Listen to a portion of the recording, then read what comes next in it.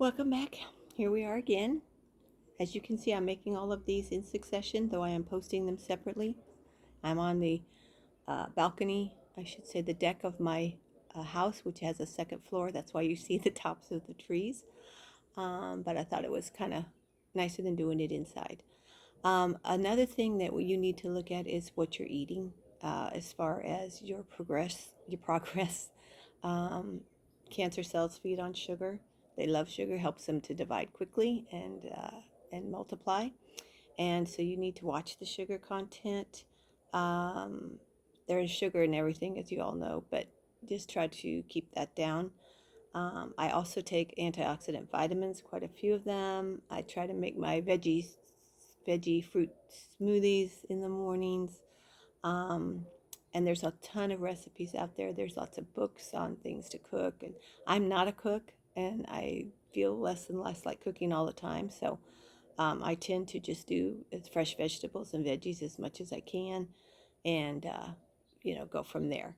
Um, so another thing that I wanted to talk about, which I should have done in the last video, is when you get your blood tests. Okay, there are things called flow charts. When you get your blood tests back, every month I go in for a total CBC and a lot of different tumor marker tests and things like that. And every time I go, I get a new flow chart because it puts my test that I just had to the one from the month previous, all the way back to the beginning from my very first series of blood tests.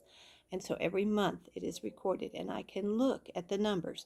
Are they going up? Are they going down? Which way do we want these to go? Some of the numbers change because of your medication. Some of them change because of your progress.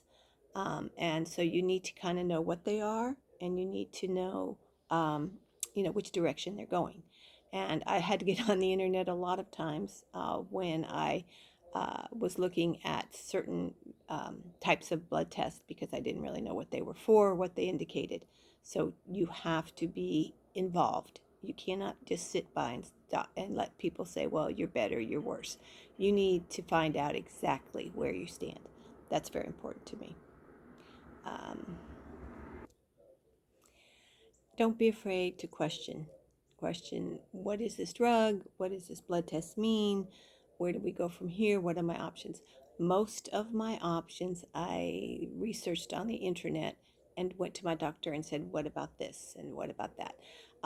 Just because we were on the CAPTEM and it looked really good until it got to a point where it seemed that I had gotten too used to it. The cells had said, we're not paying attention to this drug anymore. And so we moved on. So, like I said, I'll have to see how it goes. We're now with this new medication. We'll see after this first month what the tests look like, what the CT looks like, and I will give you an update. But at this point, I am very hopeful. I trust my God to take care of this, and I don't know what his timeline is, but I do know that you need to live your life. You need to do what it is you enjoy, and you need to keep at it. And every day, do something that you enjoy doing. Every day, talk to someone in your support group because it is very important that you stay positive, uh, and if not just for your own well being, even if it physically doesn't matter, and it may or may not, but staying positive definitely will help your emotional well being. And I think that the very most important thing is to be very involved in the research. Check it out yourself. There's a tremendous amount of information on the internet.